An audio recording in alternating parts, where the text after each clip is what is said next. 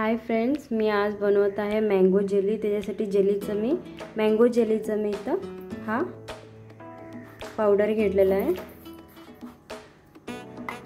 त्यासाठी घेतलेलं आहे मी इथं 1 ग्लास हे गरम पाणी ह्याच्यामध्ये घालून घेतो 1 ग्लास। मी जेलीचं ह्याच्यामध्ये पूर्ण पॅकेट घातलेलं आहे आणि 1 ग्लास गरम पाणी घातलेलं आहे। आता मी याला मिक्स करून घेऊया। आता हे जेली रेडी झालेलं आहे। ह्याला आईस क्यूबच्या ट्रेमध्ये घालून घेतो। छोटे छोटे क्यूब करायचे।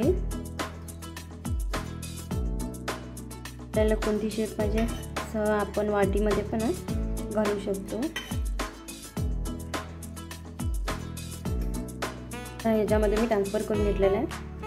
तर मी ढाकण लावून आता मी डीप मध्ये ठेवून घेतो।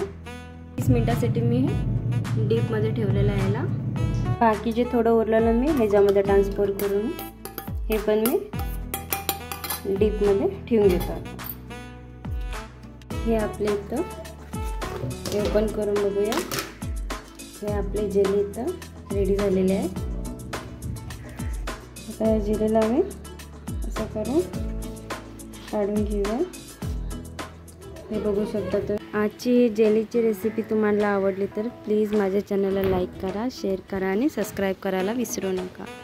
थँक्यू।